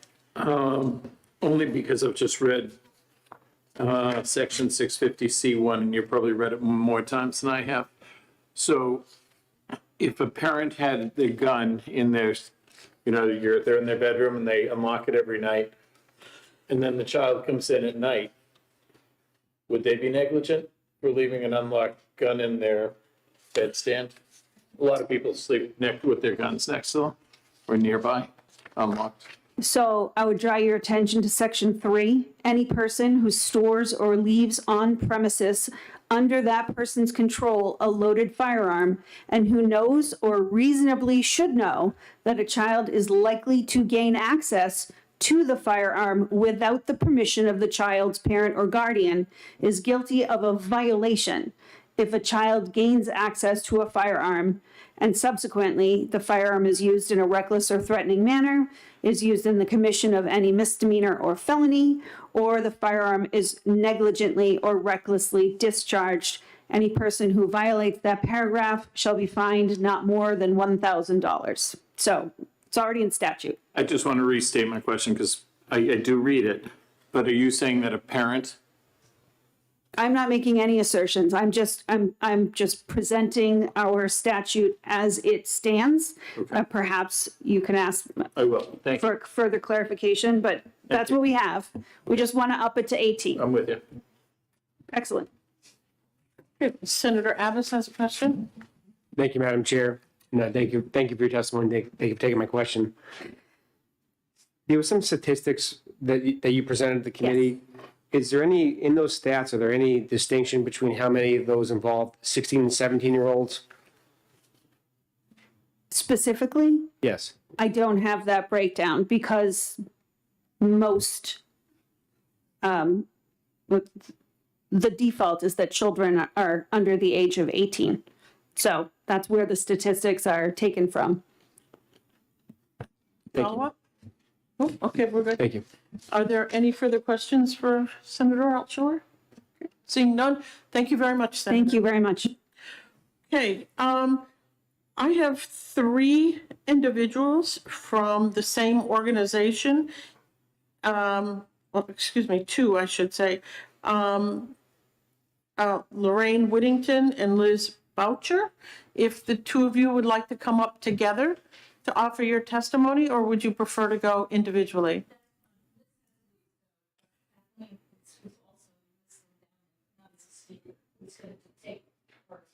Okay, if you would like to come up together. Okay, just make sure that you both introduce yourselves for the record.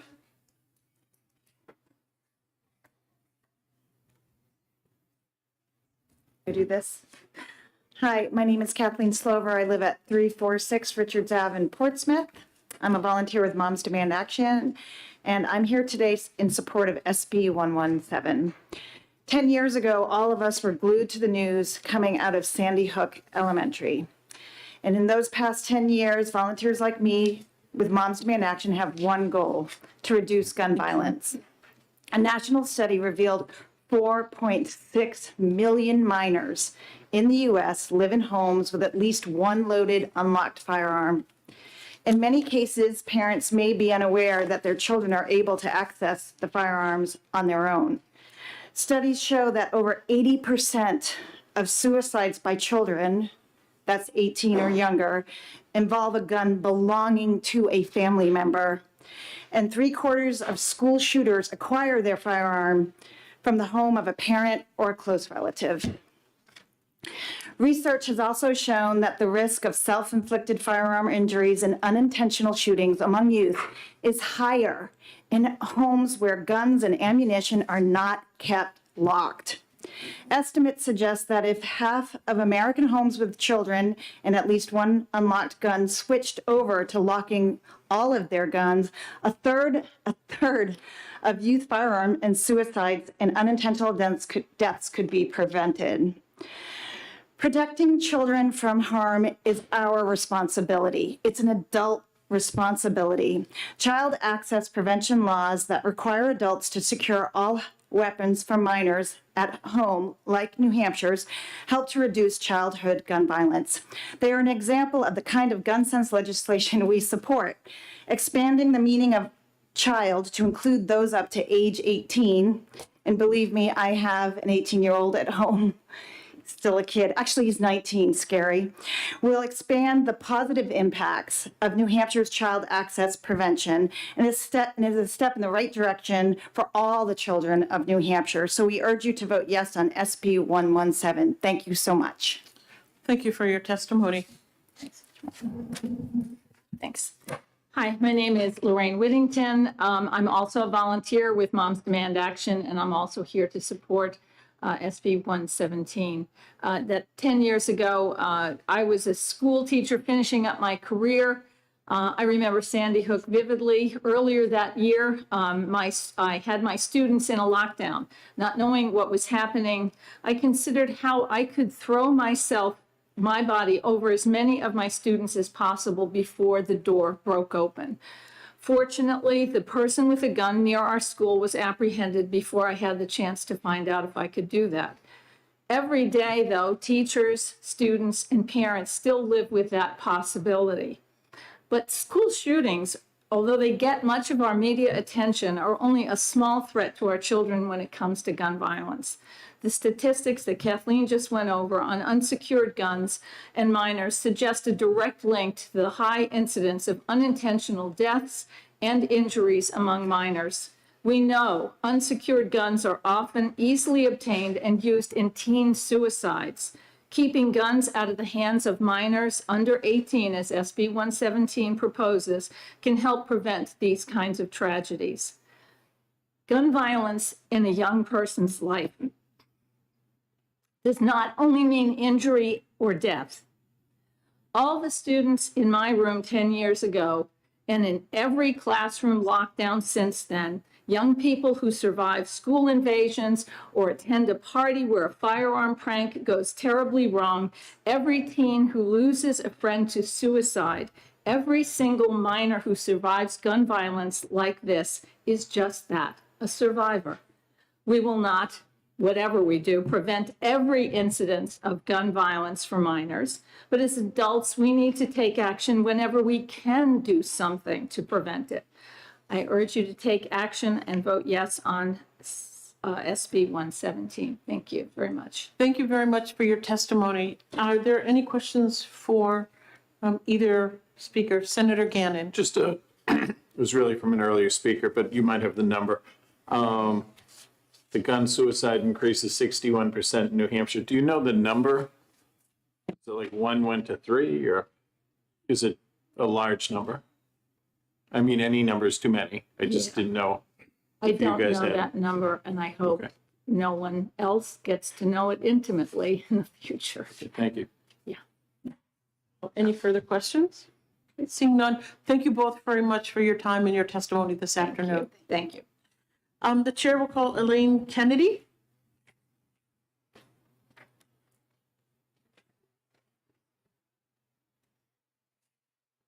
Thank you. Good afternoon, Dr. Kennedy. Thank you.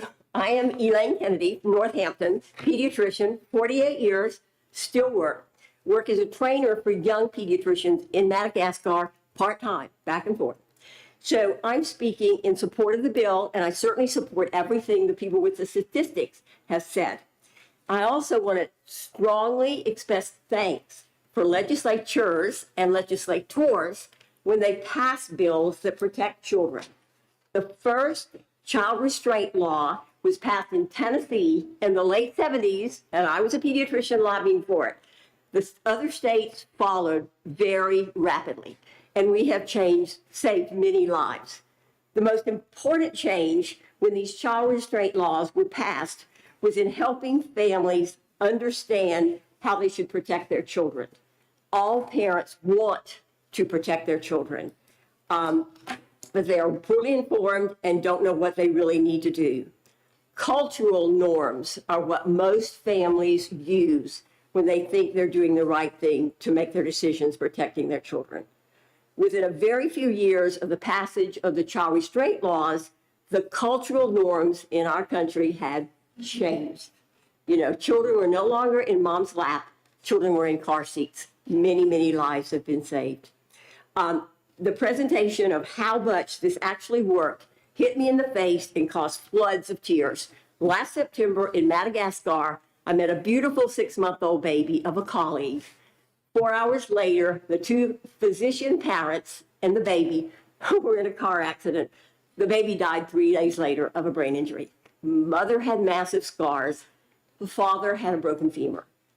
Cultural norms in Madagascar are not to use car seats and child restraint devices, so those children are still at risk. The different cultural expectations for protecting children lead to different causes of death in different countries. Bullets are not a leading cause of death in Madagascar. Guarantee you of that one. It's an island. It's been populated by people from many different regions, and it has a high respect for life, not a high respect for mobs, gangs, or guns. Death from bullets is the leading cause of death for children in the USA, and this must change. State laws should be used to protect children and to make families aware of the facts about unintended child death from unsecured guns. In my experience, long experience, 48 years as a pediatrician, I've known 4 great cases that I actually knew and knew the families. 2 4-year-olds died, one from a handgun in grandmother's purse, one from a long gun in the bed of grandfather's truck. A 12-year-old came home from school upset, got a handgun when her parents weren't there, killed herself with the handgun. Those are people I knew in practice. Colleague working with, she and her husband transporting a gun in the car, loaded gun, went off. She was dead. Mother of 3 children the week before Christmas, and she was dead. You know, unsecured guns kill people. The difference between 16 and 18, teenagers are especially vulnerable to harm from loaded guns if they are not supervised by adults. Between 16 and 18 years old, there's much emotional distress. There are peer crises, simple poor judgment, and there's the onset of many of the severe mental illnesses that have psychotic episodes with them in that age group. Thank you for introducing Senate Bill 117, which would increase protection for our children and their families. All parents do want to protect their children. So leaders in our state can help families understand the actions they should take in their homes and in their cars to protect children from death by bullets. Thank you. Thank you. Are there questions for Dr. Kennedy? Seeing none, thank you very much. I know Senator Fenton has went. Can I ask him a question? Can we, Just a real easy question if you're free. Senator Fenton, if you could come forward. Thank you, Senator.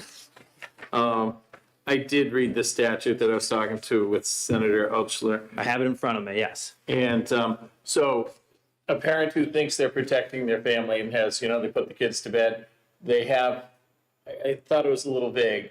Would the parent then be, so they have a 16 or 17-year-old in the house, they leave the gun, they unlock the gun when they're going to bed, they put everyone to bed. They want to have it, they feel comfortable that they're defending their curtilage in their castle with the gun beside their bed. Now that they have a 17-year-old in the house, are they violating your statute? If they have the gun, they're asleep, they take the lock off, they think the kid's in bed, should they know better and not have that gun on the nightstand? So it's not my statute, it's the state of New Hampshire statute, and I cannot comment on that, I would say that if the child accesses the weapon without their knowledge, just like if your son grabbed your car keys and took your car without your knowledge, I would say it falls in the same line. I'd also recommend they have quick draw safes now. They have biometric safes that you can pull out a gun in half a second, not even. If your fear is safety, I think that's what your best approach is. Thank you, Senator. Absolutely. Okay. Thank you, Senator, for coming up for a question. The chair will call Penny Dean.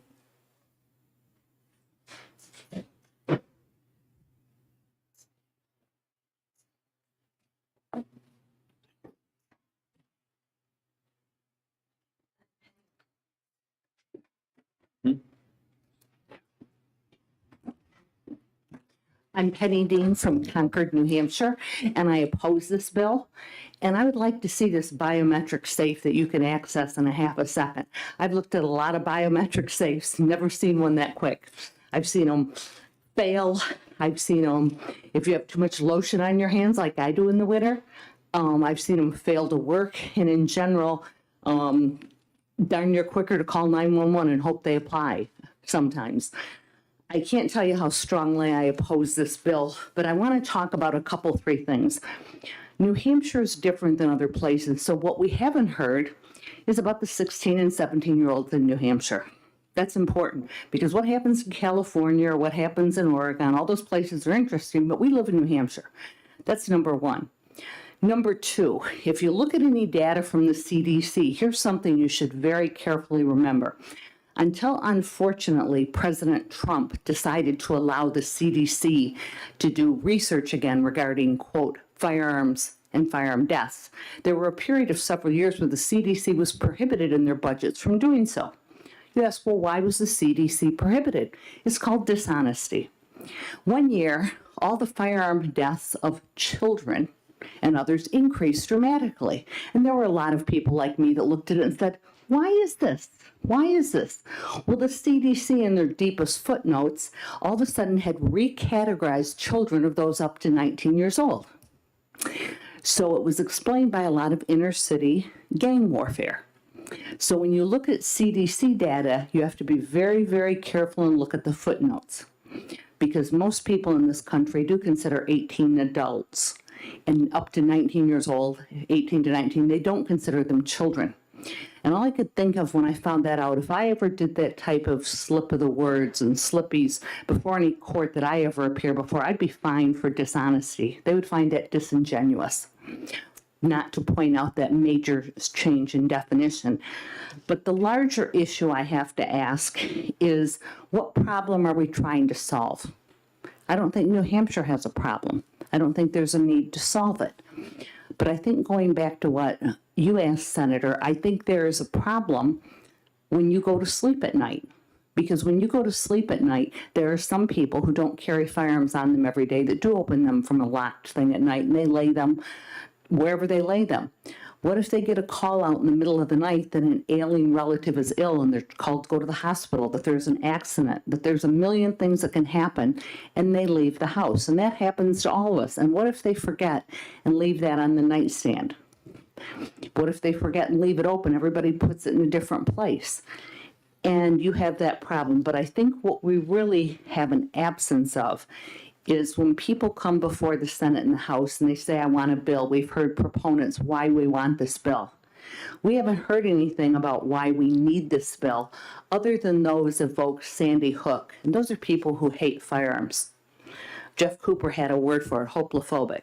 They just flat hate guns, no matter what it comes down to. And so any way they can restrict the law-abiding's rights, they're happy to do so. But we have no data, no information that it's going to make any child safer in New Hampshire. We talk about the key words we keep hearing from those who support it as quote-unquote gun violence. But this bill is about firearm access, not about violence, firearm access. And so I respectfully say to you is, what problem are we seeking to solve? Does New Hampshire have such a problem? And will this solve that? And I respectfully say New Hampshire doesn't have such a problem. And the questions I ask of, show us this data about 16 and 17-year-olds in New Hampshire. And even then, will this bill solve that problem? And I respectfully say it will not. of a problem that doesn't exist. I first say there's not a problem, and second, if anyone even argues there's a problem, this is not going to solve it, and it's not necessary. And I'm happy to answer any practical questions. Thank you very much for your testimony. Are there any questions? Senator Abbas. Thank you, Madam Chair, and thank you for taking my question. I was just looking at this slightly outdated book, but there's no cases in context cited after the RSA. I know that's not so under the existing law today, since it's become law in 2001. Have you ever come across anyone that's been charged with an offense under RSA 650-C:1? There have been cases. They have fortunately been few and far between, but here's what I think this tells you. And my book is a brand new one. Mine's the 2022-2023 edition. So in theory, it's this, matter of fact, I just got it, I think, 2 weeks ago. So it's as fresh off the press as Lexus can make it. And if there, in New Hampshire, we don't report district court and superior court cases, with the exception of the business docket now in superior court and limited high profile or high interest superior court cases. So what this tells us is there has never been, assuming that their reporting is accurate, a New Hampshire Supreme Court case since 2001, which is 22 years. So then what's, again, I'm saying there's not a problem to solve. Thank you. Are there any further questions?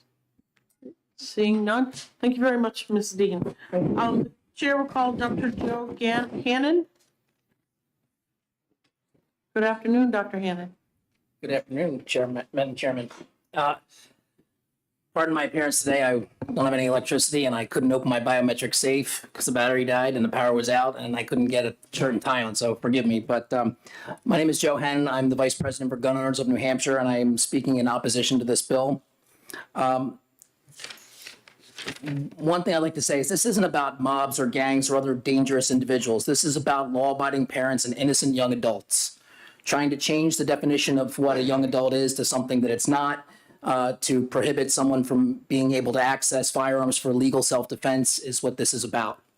The current law does prohibit people under the age of 16 from being able to access firearms. We have that on the books. Like we heard, there are not many cases at all, even of this being an issue.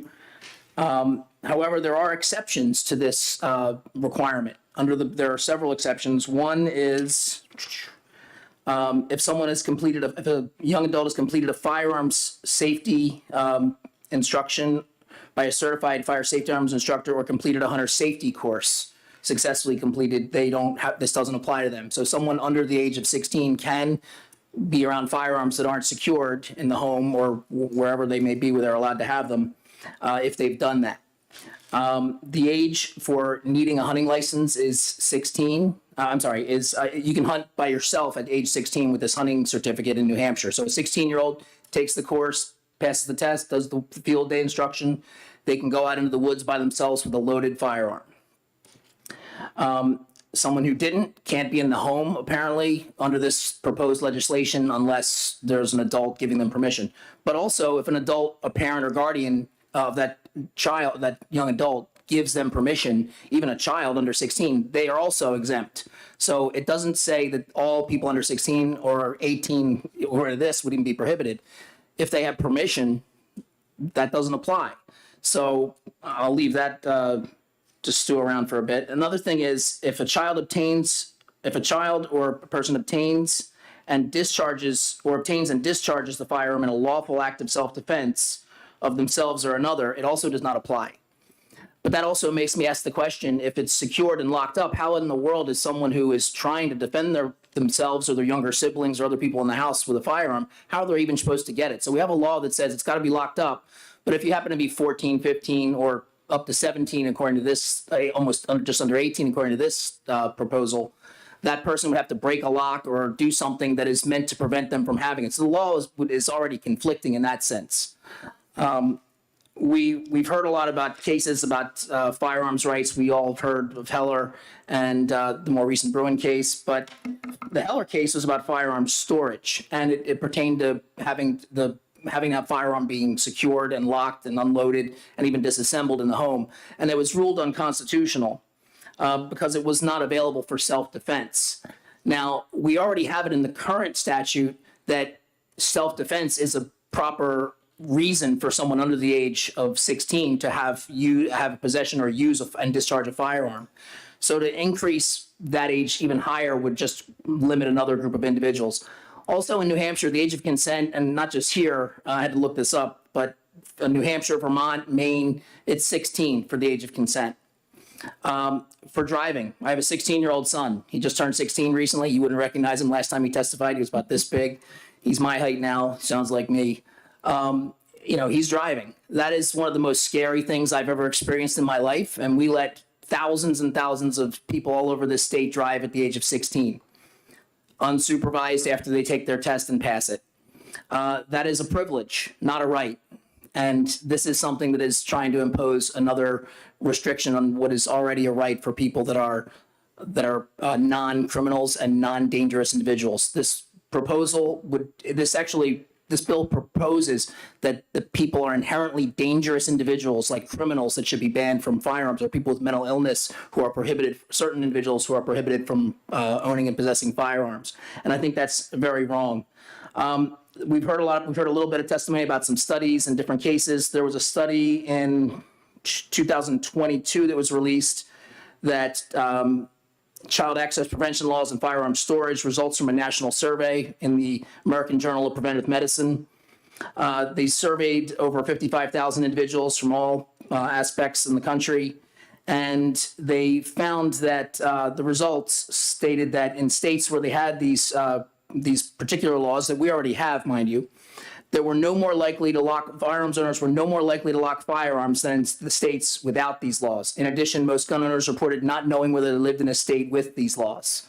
So if you ask the average person on the street, they probably couldn't tell you what those storage requirement laws are. You can ask me or other people behind me. I'm sure we're all well versed, but the average person doesn't know. If you change this law, I doubt people would even notice it. I'm not against safe storage and safe handling of firearms in education. I think it's important to encourage children and young adults to safely handle firearms, or at least know how to safely interact with them. I think if you want to decrease any types of violence or dangers involved with possibly having an accident or misuse, I think it's important to encourage education and safe handling. Safe storage is part of that. I'm not against safe storage, but making it mandatory and making it more difficult for people to defend themselves, I think, is extremely wrong. I'd be happy to take any questions. Okay, thank you very much for your testimony, Dr. Gannon. Are there any questions? Senator Gannon. Hi, Joe. Good to see you. Question: if a parent, you were talking about permission. So I've given them permission. So I have that. It's my 17-year-old again, and I've said they have permission if there was an intruder that they could get the gun if I'm asleep or I'm somewhere. Hey, am I in trouble if they use that gun? I gave them permission. They can use the gun. I said, there's an incident in the house, you can use it to protect the family. Do they then have a right, or would they lose that under this? Well, I'm not a lawyer, so I'll start with that. Sure. And I'm speaking to a few, so I'll defer the specifics. But according to what I plainly read, there are exceptions. One is permission, and the second is lawful self-defense, whether they use it or not. Even if they just take it out and point it, or not even point it, just say, hey, I have a gun, get out of my house and don't kill me or my younger siblings. That seems to be covered.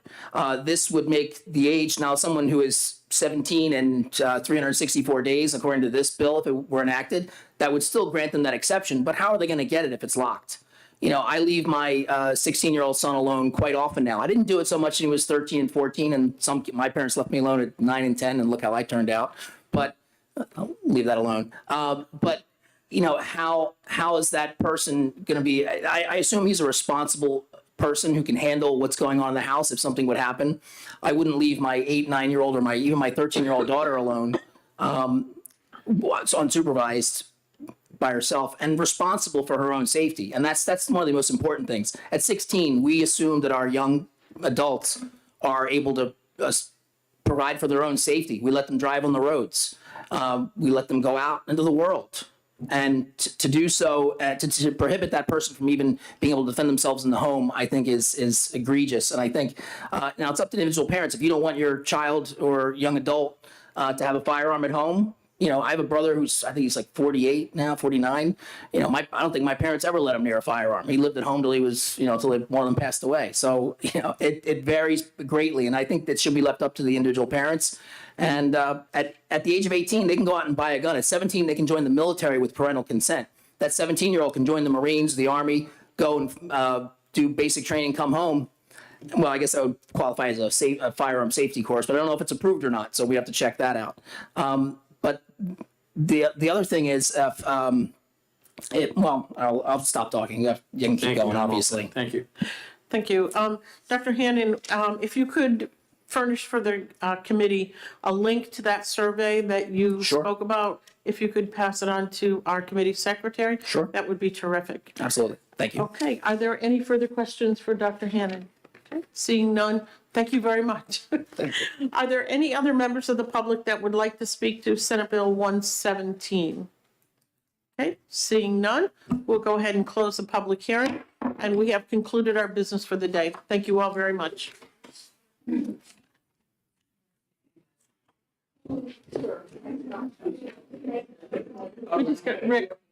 just got 12 more bills. After being assured. I don't know.